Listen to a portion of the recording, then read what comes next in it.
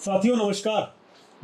आप देख रहे हैं कि देश में तेल का संकट किस कदर बढ़ता जा रहा है। सिर्फ तेल का संकट नहीं बढ़ रहा है, महंगाई जिस तरह से चौतरफा बढ़ रही है उससे आम आदमी व्याकुल है। एनसीआर दिल्ली में तो नहीं, देश के अन्य राज्यों में, मध्य प्रदेश, छत्तीसगढ़, राजस्थान, कहीं चले जाइए पेट्रोल टंकी पर भारी भीड़ दिखाई दे रही है। प्रधानमंत्री सोना कम खरीदो, विदेश यात्रा कम करो, खाने का तेल कम खाओ कहकर 5 दिन की विदेश यात्रा पे थे, आज लौटे हैं। कैबिनेट की मीटिंग चल रही है। उम्मीद है कि शाम 5 बजे तक कुछ विवरण उसका आएगा। आज हमारे बीच देश के प्रख्यात अर्थशास्त्री प्रभात पटनायक जी मौजूद हैं। ये जो स्थिति है, जो हालात हैं, इसका लॉन्ग टर्म इफेक्ट क्या पड़ने वाला है देश की अर्थनीति पर, खास तौर से देश के ग्रामीणों पर, देश के आदिवासियों पर, हाशिए के समाज पे क्या असर पड़ने वाला है, वो हम जानेंगे। प्रभात जी, आप आए, हमको समय दे रहे हैं, आपका बहुत बहुत धन्यवाद। क्या लग रहा है आपको कि क्या देश किसी आर्थिक आपातकाल की ओर जा रहा है? जी हाँ, लेकिन ये जो आपातकाल है ये अभी का नहीं है जी, काफ़ी पुराना है और ये हमारे वो न्यूलिबरल पॉलिसीज़ का ही रिज़ल्ट है। पहले हमारे यहाँ जो एक्सचेंज रेट हुआ करता था वो पेग्ड था। जी, 1949 से लेकर 1966 तक rupee was 5 rupees to $1, approximately 5 rupees to $1। फिर 1966 में जब शास्त्री जी प्राइम मिनिस्टर थे और सचिन चौधरी फाइनेंस मिनिस्टर थे, एक डिवैल्यूएशन हुआ। जी, तो रुपी पेग्ड था, जी, इसलिए कि अगर कोई आप ग्लोबल साउथ की कंट्री की बात करें जी, तो ऐसे कंट्री में वो टेंडेंसी होता है रुपी का गिर जाना जी, हमेशा। ठीक है। तो इसीलिए, क्योंकि वो रुपी थोड़ा गिरता है, जी, अगर गिरता है और देश के प्राइसेस अगर उसी हिसाब से, समझ लीजिए 10% गिरा, प्राइसेस अगर 10% बढ़े, तो उससे तो कोई, जो कहते हैं, रियल इफेक्टिव डिप्रिसिएशन नहीं हुआ। जी, तो रियल इफेक्टिव डिप्रिसिएशन के लिए जब रुपी 10% गिरता है तो प्राइसेस 10% से कम बढ़ना चाहिए। बिल्कुल। तो वो तब होता है जबकि मनी वेजेस या पेजेंट्स इनकम जो उस हिसाब से बढ़ता नहीं है। जी, तो रुपी डिप्रिसिएशन का एक मुख्य उद्देश्य ये है कि लोगों के ऊपर प्रेशर बढ़ाना। तो जो प्रेशर बढ़ता है, that should not come as a surprise. वो उसी के काम करने का ही तरीका है। ठीक है। ठीक है। तो लेकिन वो समझ लीजिए 10% डिप्रिसिएशन हुआ और उसके बाद वेजेस नहीं बढ़े। जी, वेजेस अगर नहीं बढ़े तो प्राइसेस समझ लीजिए 5% बढ़े। जी, तो डिप्रिसिएशन हुआ, थोड़ा सा आपके एक्सपोर्ट को थोड़ा फ़ायदा हो सकता है। जी, लेकिन अभी अगर वेजेस नहीं बढ़े तो समझ लीजिए नेक्स्ट ईयर वेजेस बढ़ेंगे, क्योंकि अगर नेक्स्ट ईयर वेजेस बढ़ेंगे तो लोगों के ऊपर चाप तो बढ़ा है एक साल के लिए, लेकिन जब नेक्स्ट ईयर वेजेस बढ़ेंगे तो फिर प्राइसेस बढ़ेंगे, फिर प्राइसेस बढ़ेंगे तो रुपये का डिप्रिसिएशन और होगा। तो इसीलिए वो टेंडेंसी हमेशा होता है ग्लोबल साउथ की करेंसी के बारे में, थर्ड वर्ल्ड की करेंसी के बारे में, उसको हम पेग्ड रखना चाहते हैं। लेकिन वो पेग्ड रखना बंद हो गया जब हम न्यूलिबरल पॉलिसीज़ की तरफ चले। अब देखिए, न्यूलिबरल पॉलिसीज़ में 1993-94 में 22 रुपीज़ टू $1 था। ठीक है। अब 96 रुपीज़ से ज़्यादा हो रहा है पर $1। तो रुपये का डिप्रिसिएशन फिर से शुरू हो गया है। तो इसीलिए कोई जो लोग कहते हैं कि भाई अब मार्केट के ऊपर छोड़ दीजिए, उनका ये एक असम्पशन रहता है मार्केट में एक इक्विलिब्रियम आएगा, एक ऐसा स्थिति आएगी जहाँ की वो रुपये स्टेबलाइज कर जाएगा। वैसा कोई स्थिति है नहीं हमारे यहाँ। थर्ड वर्ल्ड करेंसीज का ऐसा कोई इक्विलिब्रियम वैल्यू नहीं है। इसीलिए उसको आपने जो फ्लोट किया वो गलत है। जब आपने फ्लोट किया तो अभी वो नीचे नीचे जा रहा है। और ये भी देखिए, अभी भी समझ लीजिए आपने थोड़ा सा स्टेबलाइज कर दिया, फिर अगले साल शुरू हो जाएगा रुपये का गिरना। बिल्कुल। तो ये गिरना जो है ये तो बिल्कुल सर एक चीज बताइए, 7 साल से तो लगातार गिर रहा है, देख रहे हैं। जब अमेरिका में महंगाई चरम सीमा पर थी उस वक्त भी गिर रहा था। एग्जैक्टली। और अभी भी आप देख लीजिए, अभी हमारे यहाँ just before the war, west Asia war के पहले जी जी 725 बिलियन डॉलर्स के फॉरेन एक्सचेंज रिजर्व थे, 725 बिलियन डॉलर्स के। लेकिन उससे आप रुपये का गिरना आपने तो बंद नहीं कर पाए। इसीलिए तो आपके पास कितना रिजर्व है उससे कोई फ़र्क नहीं पड़ता, क्योंकि अगर आप रिजर्व पूरा यूज़ कर लेंगे तो जो स्पेक्यूलेटर्स हैं वो उसको खरीद लेंगे, उसके बाद रुपये का गिरना शुरू हो जाएगा। इसीलिए रिज़र्व बैंक ऑफ इंडिया वो रिज़र्व को पूरा यूज़ नहीं करना चाहती है। ओके, इसीलिए जब रुपये ऊपर चढ़ रहा, चढ़ने का जब शुरू होता है टेंडेंसी, रिज़र्व आते हैं तो रिज़र्व बैंक उसको खरीद लेता है। अगर नहीं खरीदेगा तो फिर हमारे यहाँ की चीज़ें बाहर की चीज़ों से ज़्यादा महंगे हो जाएंगे, क्योंकि वो रुपये अप्रिशिएट करेंगे। इसीलिए जब पैसे आते हैं रिज़र्व बैंक पकड़ लेता है, लेकिन जब पैसे जाते हैं तो रिज़र्व बैंक कुछ कर नहीं पाता है। तो हमारे यहाँ जो मैंने कहा 22 से लेकर अभी 96 तक हुआ है, लेकिन इसके बीच हमारे रिज़र्व भी बढ़े हुए हैं। 725 बिलियन डॉलर्स के रिज़र्व्स थे, अभी थोड़ा कम हो गया है, लेकिन उससे कोई फ़र्क नहीं पड़ता। अच्छा एक चीज़ बताइए, आप लिबरलाइजेशन की बात कर रहे थे। 1991 के बाद जब लिबरलाइजेशन आया, उसने उसका असल लेखा जोखा क्या है, किसको फ़ायदा पहुंचाया, किसको नहीं पहुंचाया, और क्या वादा करके आया था, यह हम जानना चाहते हैं। देखिए, ऐसा है कि हमारे यहाँ आप देख लीजिए, टॉप 1% ऑफ पॉपुलेशन, जी टॉप 1%, आप 10% भी ले सकते हैं, let's just take 1%। Top 1% of population, जब हिंदुस्तान को आज़ादी मिली, टॉप 1% ऑफ पॉपुलेशन का हमारे यहाँ जो नेशनल इनकम है उसमें 12% शेयर था। ठीक। ओके, वो गिरते गिरते 1982 तक 6% हुआ। ठीक है। यानी कि हम थोड़ा इक्वालिटी की तरफ जा रहे थे जी। लेकिन उसके बाद से बढ़ना शुरू हुआ। और स्पेशली ये जो न्यू लिबरल पीरियड आप जो कह रहे हैं 91 से लेकर अभी तक, अभी 2022-23 में 23% हुआ है, जो कि पिछले 100 सालों में इतना हाई लेवल नहीं था। तो हमारे यहाँ इनकम इनइक्वालिटी जो इतना बड़ा है वो न्यूलिबरलिज्म के अंदर बढ़ा है, उससे हमारे डेमोक्रेसी को खतरा है। नेचुरली अगर कुछ लोग सारे पैसे इकट्ठा करके रखते हैं तो डेमोक्रेसी का क्या मतलब हुआ।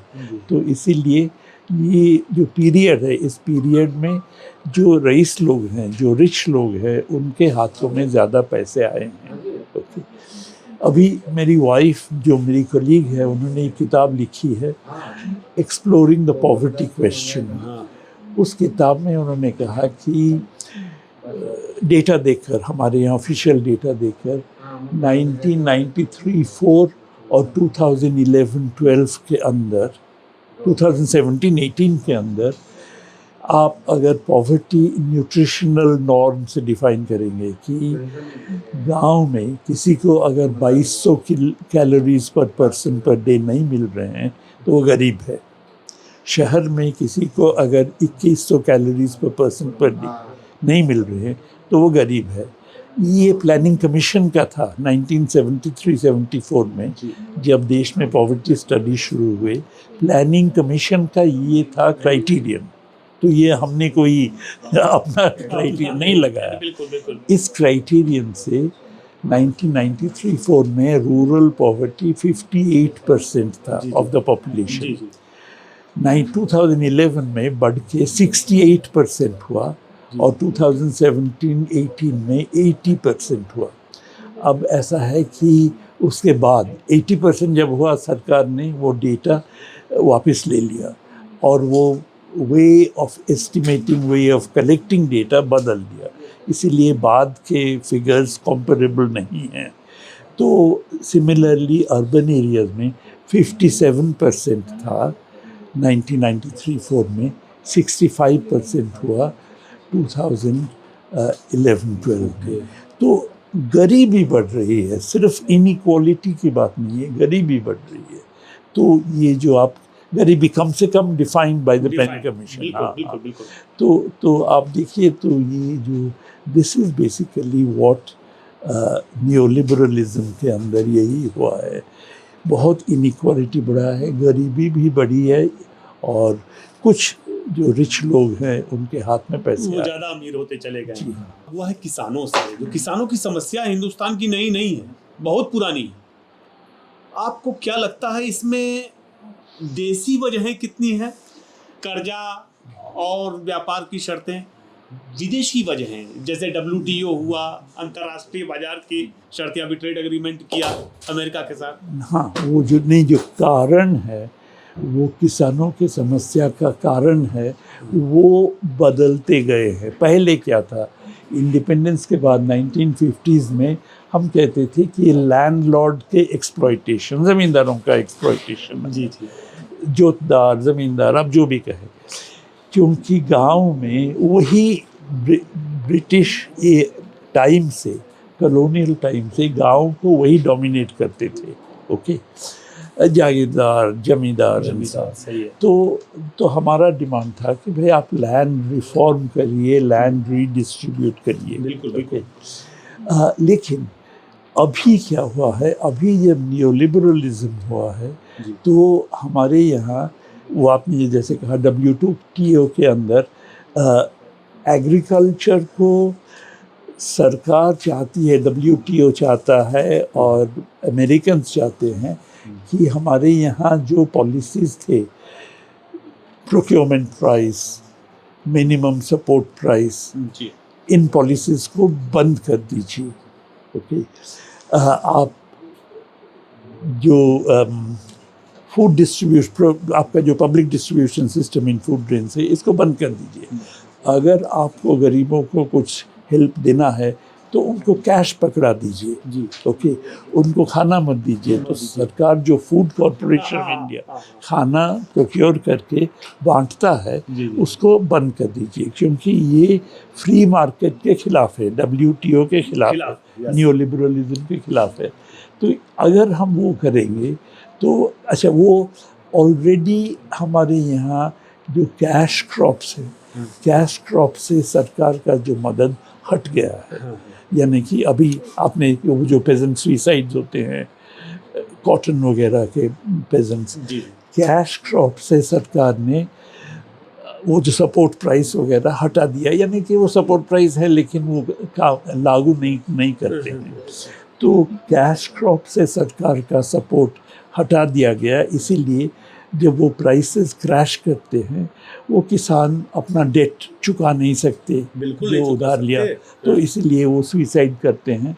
तो कैश क्रॉप से किसानों को जो मदद मिलता था वो तो हट गया। फूड क्रॉप्स में लेकिन अभी भी सरकार ने अभी भी सरकार हटा नहीं सका। कोशिश की थी मोदी गवर्नमेंट ने, लेकिन किसानों का एजिटेशन हुआ तो मोदी गवर्नमेंट विथड्रू।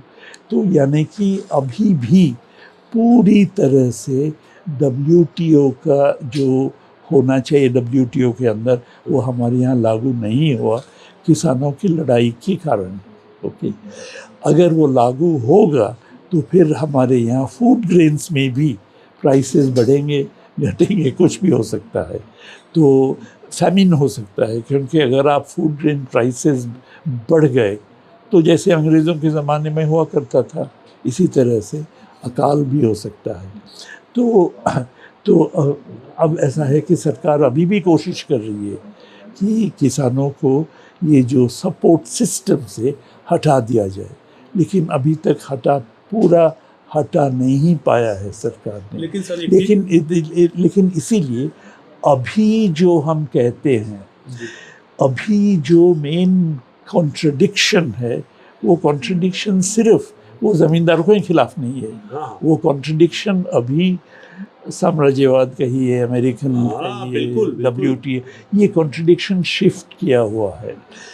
इसीलिए जब किसानों का एजिटेशन हुआ, कई लोग मुझे बोलते थे, देखिए आप बाएं बाजू के लोग इसको क्यों सपोर्ट करते हैं, यहाँ तो लोग ट्रैक्टर में आते हैं, ये तो अमीर किसान है। लेकिन अभी वो जो अमीर किसान गरीब किसान में जो फ़र्क था, जो उस ज़माने में 1950s में लोग वो फ़र्क देखते थे, क्योंकि गरीब किसान को चाहिए था ज़मीन, हाँ, और अमीर किसान को ज़मीन नहीं चाहिए था, बल्कि उसको डर था कि उसकी ज़मीन सरकार ले सकता है। तो वो जो कॉन्ट्रडिक्शन था, वो कॉन्ट्रडिक्शन अब लागू होना कम हो गया। बिल्कुल। इसलिए वो गांव में मेन कॉन्ट्रडिक्शन बदल रहा है, बदल गया है। सर एक चीज़ मैं देख रहा हूँ, मैं तो छत्तीसगढ़ में देखता हूँ जहाँ पे कम से कम ये तो है कि धान का एमएसपी एकदम खरीद होती है, लेकिन वही तमाम राज्य हैं, उत्तर प्रदेश है, बिहार है, मिनिमम सपोर्ट प्राइस जैसा कुछ दिखता नहीं है बाजार में, बेचारे औने पौने दाम में बेच देते हैं। तो आपने कहा कि अभी भी बचा हुआ है, लेकिन सीमांत कृषक जो है, मार्जिनल किसान, छोटे किसान लगातार खत्म हो रहे हैं, खेतिहर मजदूर बढ़ते जा रहे हैं। जी हाँ, तो इसको आप कैसे देखते हैं? नहीं, ये बिल्कुल सही है, ये हो रहा है, लेकिन ऑफिशियली नहीं हो रहा है। यानी कि हाँ, यानी कि वो जो सरकार चाहती कि इस पूरे सिस्टम को हटा दे। दो चीज़ें हैं, एक तो सिस्टम ही नहीं है, और दूसरा सिस्टम है लेकिन वो लागू नहीं हो रहा है। इसमें तो फ़र्क है। तो कुछ स्टेट्स में लागू हो रहा है, कुछ स्टेट्स में लागू नहीं हो रहा है। इसीलिए अभी भी लेकिन वो सिस्टम है, यानी कि अभी 22 या 23 क्रॉप्स में अभी भी वो minimum support price, procurement price है फूड ग्रेन क्रॉप्स में, जिसकी वजह से जो सुइसाइड्स वगैरह अभी तक उनमें ज़्यादा नहीं है। जी बिल्कुल सही है, बिल्कुल सही है। सर एक चीज़ बताएं, यूपीए के समय में मनरेगा आया, खाद्य सुरक्षा को लेकर के आया, वनाधिकार कानून आया, बड़ा इम्पोर्टेंट कानून था, कम से कम जंगल जमीन वालों को वो हुआ। आपको क्या लगता है, ये नव उदारवाद का विकल्प था या पूंजीवादी व्यवस्था थी उसके भीतर से उसका प्रबंधन करने के लिए आया? नया उदारवाद इसके खिलाफ है, नया उदारवाद इसके खिलाफ है, क्योंकि आप जब MGNREGA की बात कर रहे हैं, इससे देखिए किसी भी चीज़ से अगर मार्केट प्राइस के ऊपर असर पड़ता है, नया उदारवाद उसके खिलाफ है। नया उदारवाद का फिलॉसफी है आप मार्केट को छोड़ दीजिए, वेजेस तो मार्केट में डिटर्मिन्ड होगा वगैरह वगैरह। सरकार का इंटरवेंशन जितना कम होगा उतना उनके हिसाब से अच्छा है। लेकिन वो UPA 1 के अंदर ये इसलिए हुआ, वो जो 3 मुख्य कानून थे, एक तो है राइट टू इंफॉर्मेशन, एक तो है फॉरेस्ट राइट्स एक्ट, और तीसरा था MGNREGA। ये जो तीनों कानून थे, ये तीनों कानून वो लेफ्ट का प्रेशर था उसमें। और मुझे मालूम है, हम लोग गए थे मनमोहन सिंह जी से मिलने के लिए, कई लोग, to argue for MGNREGA।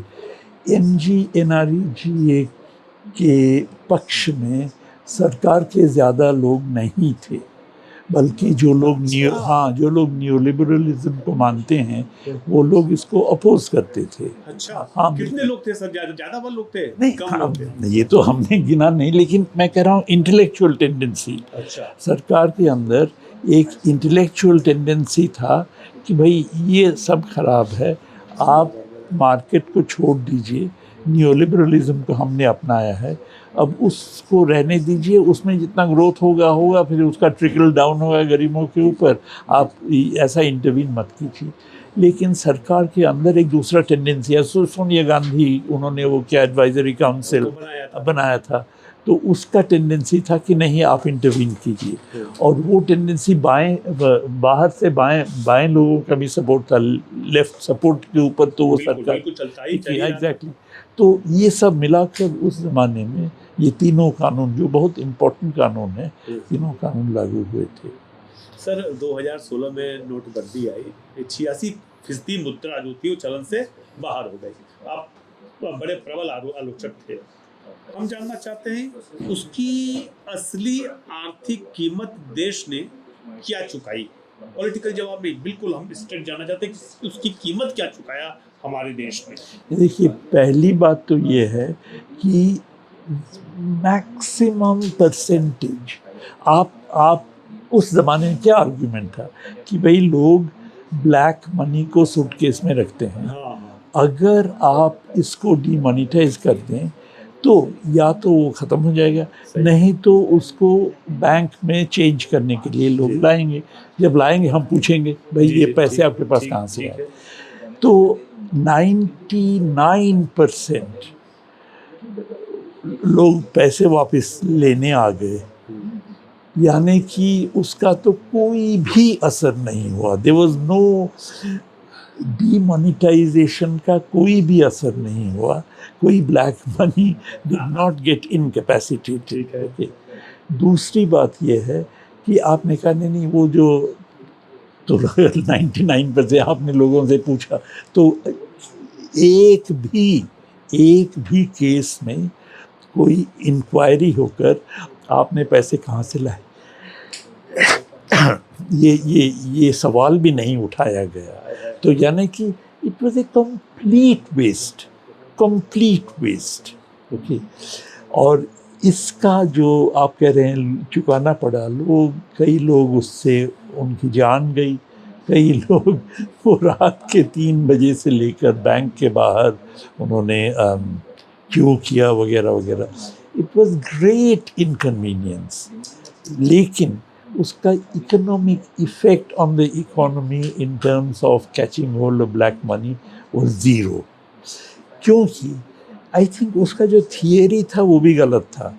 Theory था कि आप ब्लैक मनी है वो ब्लैक मनी सूटकेस में रहता है, नहीं, ब्लैक मनी का मतलब ये है वो मनी सर्कुलेट करता है मार्केट में exactly, लेकिन वो टैक्स नेट में नहीं आ रहा है।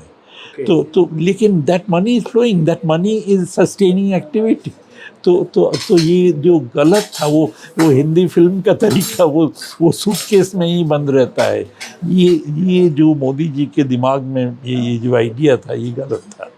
इम्पैक्ट क्या पड़ा इकोनॉमिक पर? अगर एडवर्स इम्पैक्ट पड़ा कि नहीं पड़ा, या जैसी थी वैसी इकोनॉमी, क्या कहेंगे आप? नहीं, इम्पैक्ट इस तरह से पड़ा कि कुछ महीनों के लिए लोगों के पास पैसे नहीं थे। अगर पैसे नहीं थे तो आपको कर्ज लेना पड़ेगा। बिल्कुल सही है। ओके, किसानों ने कर्ज लिया, तो जब उन्होंने कर्ज लिया तो कर्ज चुकाना पड़ेगा। तो कई लोगों का हाल जो था उससे और ख़राब हुआ। बिल्कुल सही है। जो पैसे उनको आपने फसल बेचा, आपको पैसे मिलने चाहिए थे लेकिन नहीं मिले। तो इसीलिए many people got indebted, and in that sense जो गरीब थे उनके ऊपर उसका प्रेशर ज़्यादा पड़ा, स्पेशली प्रेशर। और आप तो जानते हैं जब वो कई लोग गांव में वो वापस चले गए क्योंकि वो नौकरी नहीं मिली। अगर गांव में वापस जाएंगे तो उसके हाँ उस और वो MGNREGA की वजह से वो बच गए, लेकिन लोगों की दिक्कत बढ़ गई। सर एक चीज़ बताएं, जब कोरोना का इफेक्ट पड़ा देश पर, बड़ी संख्या में लोगों ने पलायन किया, वापस लौटे। अब फिर दोबारा ऐसी स्थिति बनी है, गैस का संकट है और तमाम संकट है, रोजगार कम है। जो पेट्रोलियम प्रोडक्ट्स पर आधारित बिजनेस थे, प्लास्टिक के, हीलियम के, तमाम चीज़ों के, चिप्स के, उन पर भी असर पड़ रहा है। मजदूर फिर वापस लौट रहे हैं, दिखाई दे रहा है। क्या देश के पास सामाजिक सुरक्षा का कोई ढांचा है या राज्य इससे निपटने को तैयार है? पहले जब MGNREGA था जी, कम से कम कुछ पॉसिबिलिटी लोगों को मदद, हाँ, और वो पॉसिबिलिटीज़ हमने देखा इन 90 जब वो पैंडेमिक के टाइम पर हमने देखा कि लोग जब वापस गए तो कम से कम उनको कुछ ना कुछ मिला नौकरी। लेकिन वो मोदी सरकार ने MGNREGA को हटा दिया। ओके, उसकी जगह पर जो आ रहा है वो दैट इज़ नथिंग।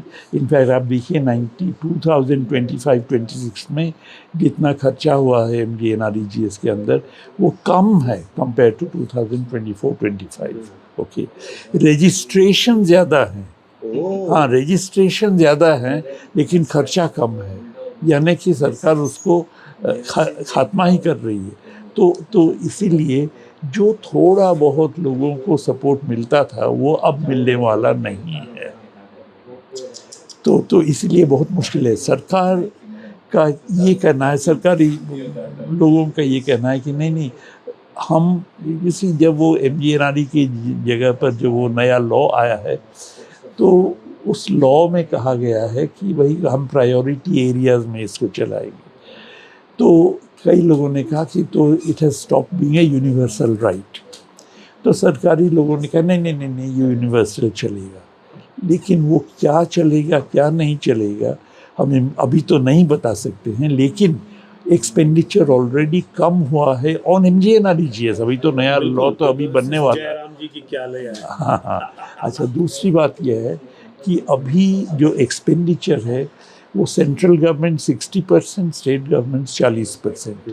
पहले था सेंट्रल गवर्नमेंट मोर और लेस 90%, स्टेट गवर्नमेंट्स 10%। ओके, तो स्टेट गवर्नमेंट्स को पूछे बगैर, दे वर नॉट कंसल्टेड, पूछे बगैर उनका शेयर बढ़ा दिया। अब आप तो जानते हैं स्टेट गवर्नमेंट्स का अभी बहुत बुरा हाल है फाइनेंशियल, बिल्कुल बहुत बुरा हाल है, कर्ज में डूबे हैं सब। एग्जैक्टली।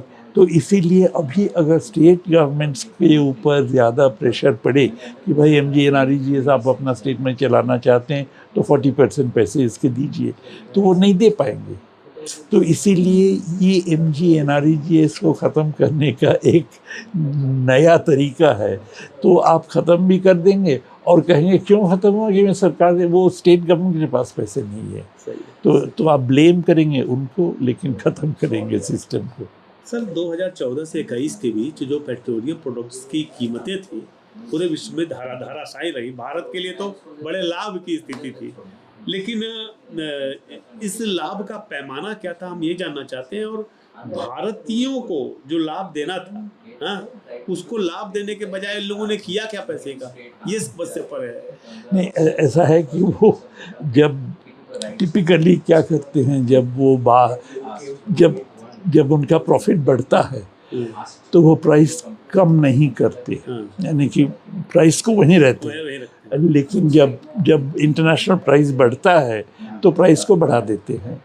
तो इसीलिए जब वो प्राइस इंटरनेशनल प्राइस में कुछ घटत आई थी तो उन्होंने डोमेस्टिक प्राइस को कम नहीं किया था, तो उनके प्रॉफिट्स बढ़े थे।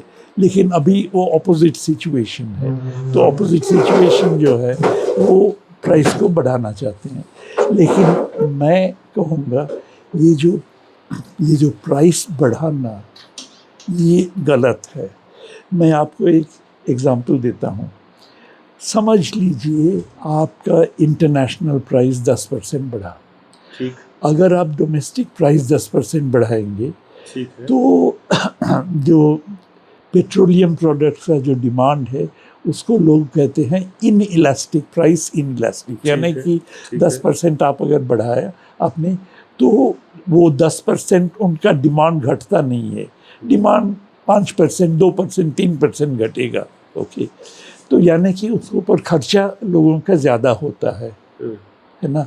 जब प्राइस इनइलास्टिक होता है तो अगर आप उसका प्राइस अगर बढ़ेगा तो उसके ऊपर खर्चा बढ़ेगा, तो लोग खर्चा कहाँ से लाएंगे बढ़ाने के लिए, दूसरी चीज़ों से लाएंगे। अभी आपने समझ लीजिए टूथपेस्ट खरीद रहे हैं, आपने टूथपेस्ट खरीदना बंद कर दिया, पेट्रोल प्रोडक्ट्स आप खरीद रहे हैं, सही है, वगैरह। तो इसीलिए जब प्राइस बढ़ता है तो डिमांड दूसरी चीज़ों की कम हो जाती है। जो दूसरी चीज़ों की डिमांड कम हो जाती है तो उससे रिसेशन होता है, यानी कि उससे डिमांड कम हो गया तो आउटपुट कम हो गया, रिसेशन होता है, यानी कि उसका मंदी वहाँ शुरू हो जाता है। इसीलिए ये प्राइस बढ़ाना ये सबसे एक रॉन्ग स्ट्रेटजी है। मच बेटर अगर होगा आप प्राइस वहीं रखिए, अगर प्राइस वहीं रखेंगे कम लोग उसके ऊपर आप राशनिंग कीजिए, यानी कि आप राशनिंग कीजिए जैसे आपने किया था ऑड इवन के वक्त। ऑड इवन तो एक टाइप का राशनिंग है, हाँ, तो आप राशनिंग कीजिए। अगर राशनिंग करेंगे तो आपके यहाँ सप्लाईज कम है तो डिमांड भी कुछ कम होगा, तो लोगों का पेट्रोलियम प्रोडक्ट से ऊपर खर्चा कम होगा। अगर कम होगा दूसरी चीज़ों के ऊपर खर्चा बढ़ेगा। यानी कि रिसेशन की जगह पर वहाँ आउटपुट बढ़ेगा, एम्प्लॉयमेंट बढ़ेगा। ये है, देख सही है, सही है। एग्जैक्टली सर एनएफएचएस के जो आंकड़े हैं और वर्ल्ड हंगर इंडेक्स है वो बता रहा है कि जीडीपी भले बढ़ रही हो लेकिन एनीमिया बढ़ रहा है, हाँ, वही भूख तो। बढ़ रही है, कैलोरी लोग कम ले रहे हैं। एग्जैक्टली वही तो मेरी वाइफ की किताब में वो हाँ, तो ये कैसे पॉसिबल है कि जीडीपी बढ़ने के साथ ये सब बढ़ नहीं, क्योंकि हम लोग जीडीपी की बात करते हैं, हम उसका डिस्ट्रीब्यूशन की बात नहीं करते। देखिए ऐसा है कि आप हमारे यहाँ जीडीपी बढ़ा हुआ है लेकिन उसके साथ लेबर प्रोडक्टिविटी खूब ज़ोरों से बढ़ रही है। ओके, वो ऑटोमेशन हो रहा है, वो एआई हो रहा है वगैरह वगैरह। जो एम्प्लॉयमेंट ग्रोथ है वो GDP growth minus labour productivity growth. Okay, तो अगर जीडीपी आपका 8% बढ़ रहा है, लेबर प्रोडक्टिविटी 7% बढ़ रहा है, तो एम्प्लॉयमेंट ग्रोथ 1% है। पहले समझ लीजिए before new liberalism GDP growth कम था 4.5%, लेकिन लेबर प्रोडक्टिविटी ग्रोथ भी कम था 2%। तो यानी कि एम्प्लॉयमेंट ग्रोथ 2-2.5% हो रहा था। अभी एम्प्लॉयमेंट ग्रोथ पुराने ज़माने से और भी कम हो गया है, लेकिन एम्प्लॉयमेंट ग्रोथ खाली कम हुआ वो नहीं, लेकिन एम्प्लॉयमेंट ग्रोथ अभी पॉपुलेशन और लेबर फोर्स ग्रोथ से कम है। तो यानी कि अनएम्प्लॉयमेंट जो प्रपोर्शन है वो बढ़ रहा है। ओके, समझ रहा। तो इसीलिए अगर अनएम्प्लॉयमेंट बढ़ रहा है तो वेजेस कैसे बढ़ेंगे? सही है, तो सही। अगर वेजेस वही है, अनएम्प्लॉयमेंट बढ़ रहा है, तो पर कैपिटा इनकम घट रहा है। अगर 100 लोगों को 50 रुपए मिल रहे थे पर हेड, अभी 100 हो गया 150 और 50 हो गया 40, तो यानी कि पर हेड पॉपुलेशन, पर हेड इनकम तो कम हो गया। तो इसीलिए लोगों का ये न्यूलिबरलिज्म में जब आप कोई कंट्रोल नहीं कर रहे हैं, स्टेट का कंट्रोल ख़त्म हो गया है, टेक्नोलॉजिकल प्रोग्रेस के ऊपर कंट्रोल ख़त्म हो गया है, तो लेबर प्रोडक्टिविटी ग्रोथ के ऊपर कंट्रोल ख़त्म हो गया है, तो इसीलिए एम्प्लॉयमेंट ग्रोथ भी नहीं हो रहा है। तो इसीलिए ऐसे हो रहा है कि आप हंगर बढ़ रहा है, इनकम लोगों के, गरीब लोगों का इनकम, रियल इनकम उतना नहीं बढ़ रहा है बल्कि घट रहा है, लेकिन जीडीपी ग्रोथ चल रहा है। अच्छा, इसी से जुड़ा सवाल है, जो शिक्षित बेरोजगारों की स्थिति है लगातार बिगड़ती जा रही है, क्या हम किसी जॉबलेस ग्रोथ की ओर बढ़ रहे हैं क्या? जी हाँ, यही होगा, यही होगा। इसका कोई अंत है? यही अंत है कॉर्पोरेट पार्टी बन नहीं, यही हो रहा है। जॉबलेस ग्रोथ ही हो रहा है, ग्रोथ हो रहा है, लेकिन उससे जो जॉब्स को जितना ग्रो करना चाहिए वो नहीं हो रहा है। जॉब एम्प्लॉयमेंट बढ़ ही नहीं रहा है। आप जगह देखेंगे तो जॉबलेस ग्रोथ हो रहा है, और इस जॉबलेस ग्रोथ को ख़त्म करने का एक ही तरीका है कि पहले देखिए, सरकार जितना ज़्यादा खर्चा करेगी उतना ज़्यादा डिमांड बढ़ेगा, जितना डिमांड बढ़ेगा आउटपुट बढ़ेगा, एम्प्लॉयमेंट बढ़ेगा। सरकार क्यों नहीं खर्चा कर रही है? अगर सरकार खर्चा करेगी तो दो तरह से सरकार को रेवेन्यू लाना है। एक तो है फिस्कल डेफिसिट, उसके ऊपर हमने कंट्रोल कर दिया न्यू लिबरलिज्म। दूसरा है कि आप अमीरों के ऊपर टैक्स लगाइए, अमीरों के ऊपर टैक्स लगाए। हमारे यहाँ कोई वेल्थ टैक्स नहीं है, हमारे यहाँ कोई इनहेरिटेंस टैक्स नहीं, जो कि अमेरिका में, जापान में, ब्रिटेन में हर जगह है। अगर कोई आदमी मर जाता है तो उसकी जो पूरी प्रॉपर्टी है, before that property goes to his children, सरकार उसका 40% ले लेता है उन देशों में। हमारे यहाँ ज़ीरो, हमारे यहाँ zero, no inheritance tax, no wealth tax. Shocking. तो अगर आप ये नहीं करेंगे तो सरकार के पास साधन नहीं है, तो सरकार एक्सपेंडिचर नहीं बढ़ रहा है। आप क्यों नहीं कर रहे हैं ये? क्योंकि ये ग्लोबलाइज्ड फाइनेंस को पसंद नहीं है। तो इसीलिए अगर आप ये करेंगे तो फाइनेंस हमारे यहाँ से भाग जाएगा, जब भी जैसे भाग रहा है। हाँ, एग्जैक्टली, हजारों जा रहे हैं एग्जैक्टली। तो भाग जाएगा। तो इसीलिए पहली बात तो ये है, आपको ग्लोबलाइज्ड फाइनेंस के ऊपर कंट्रोल रखना चाहिए। आउटफ्लोज के ऊपर आप डोंट अलाउ आउटफ्लोज। अगर आप आउटफ्लोज के ऊपर कंट्रोल करेंगे तो अंदर भी नहीं आएगा। अगर अंदर नहीं आएगा तो आपका जो करंट अकाउंट ट्रेड डेफिसिट है उसको आप फाइनेंस नहीं कर पाएंगे। उसके लिए आपको ट्रेड कंट्रोल्स रखने हैं। तो इसीलिए आपको ये न्यूलिबरलिज्म रेजीम को ख़त्म करके you have to move to an alternative regime.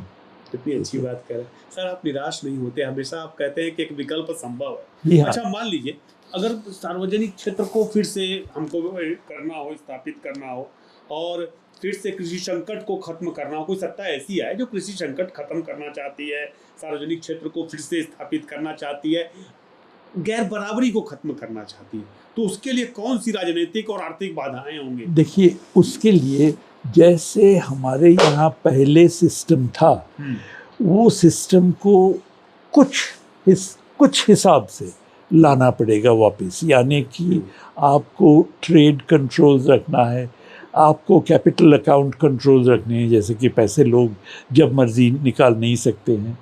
आपको पब्लिक सेक्टर को फिर से लाना है टू द फोर फ्रंट वगैरह। लेकिन उसके साथ मैं कहूँगा कि कुछ लोगों के अधिकारों को बढ़ाना चाहिए। मैं तो कहूँगा कि हमारे यहाँ फंडामेंटल पॉलिटिकल राइट्स हैं, फंडामेंटल कुछ सिविल राइट्स हैं, फ्रीडम ऑफ रिलीजन वगैरह वगैरह। हमारे यहाँ कुछ fundamental economic rights constitutionally guarantee दिए गए नहीं, देना पड़ेगा। हाँ, अभी तो कॉन्स्टिट्यूशन में जो इकोनॉमिक सुविधाएं हैं वो सब डायरेक्टिव प्रिंसिपल्स में हैं, जो कि विच आर नॉट ठीक। लेकिन अगर आप उनको फंडामेंटल राइट्स में लाएंगे, एक आप करिए राइट टू एम्प्लॉयमेंट, यानी कि the state has to provide employment. अगर स्टेट आपको एम्प्लॉयमेंट नहीं दे सकता है then the state has to give you a wage. यानी कि आपने फिलोसॉफिकली एक्सेप्ट किया that providing employment is the job of the state. ये कोई कॉकरोच का काम नहीं है। बिल्कुल बिल्कुल बिल्कुल, कितनी सुंदर बात। हाँ, it is not the person's fault. The person who's unemployed is not his fault. It's the fault of the state, fault of the system, and the state presides over that system. ये बहुत very important issue that we have to keep in mind. तो एक तो है right to employment, right to food. आप बिल्कुल जैसे pandemic के टाइम पे जैसे आप 2 रुपए पर किलो के हिसाब से अनाज देते थे हर एक को, make it universal. All these rights must be universal, justiciable, constitutionally guaranteed, universal. एक है right to free health care, जैसे ब्रिटेन में है national health service, Scandinavian countries में है, पहले सोवियत यूनियन में हुआ करता था। अच्छा, एक है right to free education. Okay, बिल्कुल quality education in public institutions. हमारे यहाँ JNU में एक ज़माने में वो हार्डली पेड एनी फीस, यानी बहुत ही कम था। तो कितना बढ़िया एक एजुकेशन सिस्टम हमने बिल्ड किया था, कम से कम एक इंस्टीट्यूशन हमने बनाया था। तो इसीलिए ये और एक है right to non contributory old age pension और डिसेबिलिटीज़, क्योंकि हमारे यहाँ किसान हैं वगैरह वो कुछ भी उनके लिए तो कोई पेंशन नहीं है। तो ये 5 राइट हमने कहा, अगर आप कॉन्स्टिट्यूशनली इनको एक कॉन्स्टिट्यूशनल अमेंडमेंट करके इनको इनकॉर्पोरेट करेंगे तो उस पर जितना खर्चा होगा वो खर्चा सिर्फ 2 taxes levied only on the top 1% of the population। एक है 2% वेल्थ टैक्स और एक है 1/3 इनहेरिटेंस टैक्स। अगर आप सिर्फ ये 2 टैक्सेस ऊपर के 1% ऑफ पॉपुलेशन के ऊपर लेवी करेंगे तो आप ये 5 राइट्स लोगों को दे सकते हैं। तो मैं कहूँगा कि न्यूलिबरलिज्म से बाहर निकलना है, इकोनॉमिक सिस्टम में पब्लिक सेक्टर को लाना है, कैपिटल कंट्रोल्स, ट्रेड कंट्रोल्स रखने हैं, लेकिन एडिशनली ये लोगों को ये जो अधिकार देने हैं। सर एक चीज़ बताएं, खेती उतने लोगों को रोजगार नहीं दे सकती, आपने भी कहा ये बात, जितने लोग सोचते हैं, और शहरों में रोजगार पनप नहीं रहे हैं, बढ़ नहीं रहे हैं। तो जो शहर से की ओर पलायन है गांव के लोगों का, वो बढ़ा है हाल के दिनों में। ये पलायन क्या गरिमामय हो सकता है? नहीं, ऐसा है कि हमें शहर और गांव के अंदर जो डिफरेंस है उसको ख़त्म करना है। ये कैसे खत्म होगा? ये क्यों नहीं हो सकता कि शहर के बीच में गांव रहे? नहीं, अब गांव में अगर वही फैसिलिटीज़ हैं तो गांव नहीं रहेगा। हम गांव किसको कहते हैं? गांव स्कूल नहीं है, कॉलेज नहीं है, हॉस्पिटल नहीं है, हर चीज़ के लिए आप रास्ता है वो गांव। हाँ, आप हर चीज़ के लिए शहर में आ रहे हैं। जी जी उसको ख़त्म कीजिए। जी। वहाँ आप फैसिलिटीज़ लगाइए, वहाँ आप इंफ्रास्ट्रक्चर लगाइए। गांव में ओके, बिजली पानी तो है ही, लेकिन उसके अलावा एक हॉस्पिटल होना चाहिए, एक स्कूल होना चाहिए, कॉलेज होना चाहिए, वगैरह वगैरह। तो गांव और शहर में जो फ़र्क है उसको ख़त्म करना बहुत ज़रूरी है। I think that is the only solution. फिर वो पलायन नहीं होगा। और इनकम डिफरेंस भी कम होना पड़ेगा। सर, एक दो आखिरी सवाल है। क्या ये जो संकट है अभी का, इसको टाला जा सकता था सर? हम बार बार सोचते हैं इस बात को। विद इन न्यूलिबरलिज्म नहीं, यानी कि अगर आप नए उदारवाद की नीति के अंदर चलना चाहते थे तो आप टाल नहीं सकते थे। अगर अभी भी आप चलना चाहते हैं, अभी भी अगर आप टेम्पररीली टाल सकते हैं, अगले साल फिर से शुरू हो जाएगा संकट। क्योंकि ये संकट इट इज़ एम्बेडेड इन न्यूलिबरलिज्म। न्यूलिबरलिज्म के अंदर ऐसा ही संकट होता रहता है। और अभी न्यूलिबरलिज्म खुद ख़त्म होने वाला है। क्योंकि देखिए अमेरिका में ट्रम्प क्या कर रहे हैं, वो इजराइल में हो रहा, अमेरिका समूचे। ऐसा है कि न्यूलिबरलिज्म में लोग कहते हैं कि भाई आप टैरिफ कम कीजिए, लेकिन ट्रम्प तो टैरिफ बढ़ा रहे हैं। सही है। यानी कि वो न्यूलिबरलिज्म का जो सिस्टम है उसमें से अमेरिका खुद बाहर निकल रहा है। न्यूलिबरलिज्म का पीरियड ख़त्म हो गया है। हम जितनी जल्दी उससे निकल सकते हैं हमें निकलना पड़ेगा। अगर हम नहीं निकले तो ऐसा ही क्राइसिस जो अभी चल रहा है, थोड़ी देर अगर आप इसको टाल सकते हैं, तो वो फिर से शुरू हो जाएगा। आशा कर रहे हैं भारत में ये स्थिति खत्म होगी? ज़रूर होगा, क्योंकि ऐसा है कि हम अगर मोदी सरकार के खिलाफ सिर्फ पॉलिटिकल ऑल्टरनेटिव नहीं होगा, आपको एक इकोनॉमिक ऑल्टरनेटिव देना पड़ेगा। इकोनॉमिक ऑल्टरनेटिव होगा एम्प्लॉयमेंट के ऊपर। अब बंगाल इलेक्शन की बात देख लीजिए, लोगों ने क्या कहा कि भाई हमारे यहाँ एम्प्लॉयमेंट नहीं है। और एम्प्लॉयमेंट के लिए ये नहीं है कि आपने टाटा को बुला दिया, टाटा ने एक कुछ बिठा लगा दिया और उससे एम्प्लॉयमेंट नहीं, उससे कुछ नहीं होगा। आपको एम्प्लॉयमेंट के लिए गवर्नमेंट एक्सपेंडिचर बढ़ाना पड़ेगा। ओके, स्टेट गवर्नमेंट एक्सपेंडिचर बढ़ाना पड़ेगा। कैसे बढ़ाएंगे? सेंटर आपको कुछ मदद करेगा, लेकिन सेंटर के पास पैसे कहाँ से आएंगे? आप अमीरों के ऊपर टैक्स बिठाइए। तो ये पूरा जो सिस्टम है, इस सिस्टम को पूरा बदलना पड़ेगा। न्यूलिबरलिज्म से निकलकर हमें एक नया सिस्टम शुरू करना पड़ेगा, जहाँ की हम अमीरों के ऊपर टैक्स बिठाएंगे, हम लोगों को अधिकार देंगे। तो उससे और उसके अलावा कोई चारा नहीं है। 1% लोगों के पास देश का ज़्यादातर पैसा, आप जो मंगा रहे हैं क्रूड ऑयल, उसका एक बड़ा हिस्सा उनको दे रहे हैं, पेट्रोलियम बना करके भेज रहे हैं विदेश को उल्टे 25-30% के आसपास। अभी अडानी जी ने कहा है कि वहाँ पर समझौता किया है कि हम 10 अरब डॉलर निवेश करेंगे और 15,000 लोगों को अमेरिका में नौकरी देंगे। ऐसी स्थिति में भारत का युवा क्या कहे, क्या करे?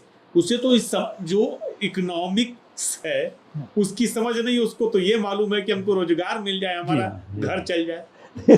उसको ये समझना पड़ेगा कि ये रोजगार के लिए अभी क्या हो रहा है। अभी सरकार टैक्स कंसेशन देता है अडानीज़ को, टाटास को वगैरह वगैरह कि भाई आप इसको इन्वेस्ट कीजिए। अगर आप इन्वेस्ट करेंगे कैपिटल स्टॉक बढ़ेगा, एम्प्लॉयमेंट बढ़ेगा। लेकिन वो इन्वेस्ट नहीं करते हैं, वो पैसे को पॉकेट में रखते हैं। लेकिन अगर आप उसी पैसे को सरकार लेकर खर्चा करता है तो फिर उससे एम्प्लॉयमेंट बढ़ता है। तो अभी जो हम कर रहे हैं tax concessions to the rich as a way of increasing employment, वो बिल्कुल गलत तरीका है, बिल्कुल गलत तरीका है।